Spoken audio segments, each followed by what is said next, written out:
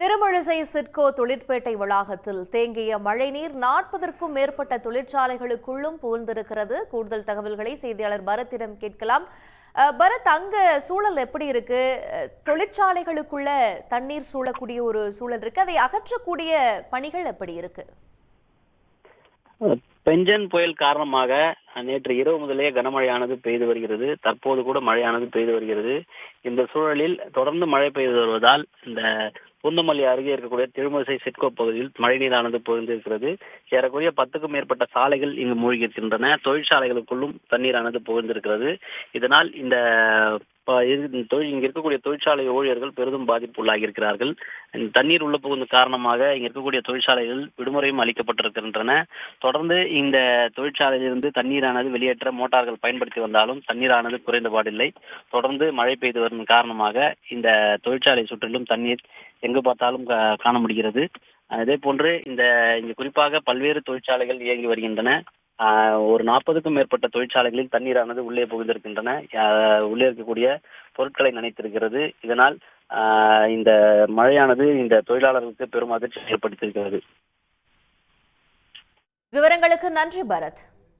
விழுப்புரம் மாவட்டம் மரக்காணம் சுற்றுவட்டார பகுதிகளில் 3 மணி நேரத்திற்கும் மேலாக கனமழை கொட்டி வருகிறது.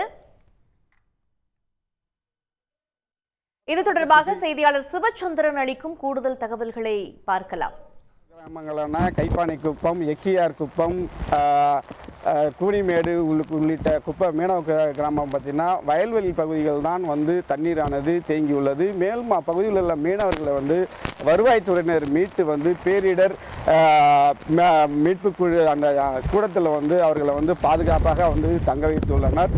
மேலும் பார்த்தீங்கன்னா இங்கே நாம் இருக்கக்கூடிய அந்த மரக்காணம் பகுதிகளில் ஒரு சாலையோரம் வசித்து கொண்டிருந்த நரிக்குறவர்கள் குடும்பங்கள் சுமார் 10 குடும்பங்களை சேர்ந்த 50 பேர் மழை காரணமாக குடிசை பகுதிகளில் வசித்து வந்தனர். அவர்களை பத்திரமாக வருவாய்த்துறையின் மீட்டு தற்போது ஒரு பள்ளியில் தங்க வைத்துள்ளனர். அவர்களுக்கு போதிய உணவு, உடை போன்ற அடிப்படை வசதிகளையும் மாவட்ட நிர்வாகம் செய்து கொடுத்துள்ளது. இதுபோன்று எங்கேயாவது பாதிக்கப்பட்டிருந்தால் அவர்களை உடனடியாக மீட்பதற்காக மீட்பு குழுவினர்களும் பார்த்தீங்கன்னா இங்கே மரக்காணம் பகுதியில் தயார் நிலையில் இருந்து வராங்க.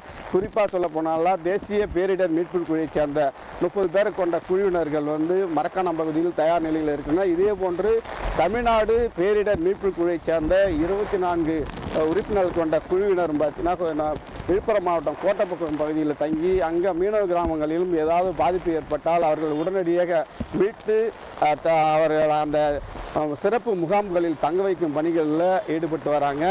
நாம் இருக்கக்கூடிய பகுதியில் மேலும் பார்த்தீங்கன்னா மரக்காணம் பகுதியில் தொடர்ந்து இந்த மழையானது அதிகரித்து வருகிறது. நம்மால் நிற்கக்கூட நிலை ஈடுபட்டு வரை நம்மால் பார்க்க முடிகிறது. இந்த மழை காற்று ஒரே நேரத்தில் வீசி வருவதனால் மக்கள் இந்த பகுதியில் பெரும் அச்சமடைந்ததை நம்மால் பார்க்க முடிகிறது. காலை முதல்ல பார்த்தீங்கன்னா மணிக்கு மணி இந்த காற்றின் வேகமானது அதிகரித்து கொண்டே இருக்கிறது. இந்த மழை அதாவது காலை முதலில் ஃபஸ்ட்டு மழை காற்று மட்டுமே லேசான மழை மட்டும் இருந்தது. தற்போது நாம் இருக்கக்கூடிய இந்த மரக்காணம் நகரப்பகுதிகளிலே இந்த காற்றானது மழையுடன் சேர்ந்து அதிக அளவு வீசி வருவதை நாம் நேரடியாக உங்களுடைய ஒளிப்பதிவாளர் அருண்குமார் காட்சிப்படுத்தி வருகிறார். தொடர்ந்து காற்றின் வேகம் அதிகரித்துத்தான் வருகிறது. அந்த நிலைதான் நாம் நேரடியாக பார்த்து கொண்டிருக்கிறோம். சென்னை வண்ணாரப்பேட்டையில் முனுசாமி நகர், ஆண்டியப்பன் நகர் பகுதிகளை சூழ்ந்திருந்த மழை நீர் முற்றிலும் அகற்றப்பட்டுள்ளது. அந்த காட்சிகளை தற்போது பார்க்கலாம்.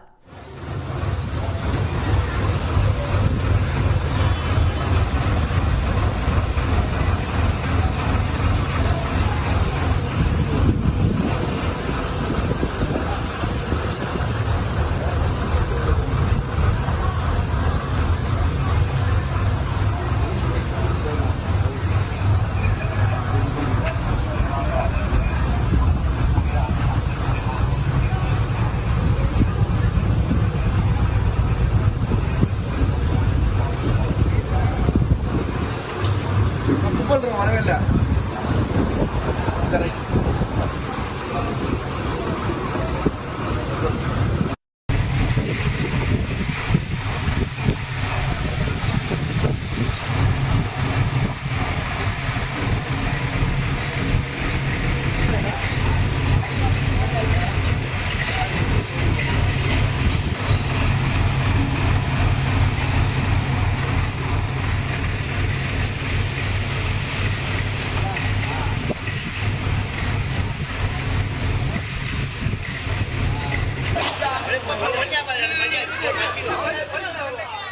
உடனுக்குடன் செய்திகளை தெரிந்து கொள்ள சன் நியூஸ் பெல் ஐகானை கிளிக் பண்ணுங்க.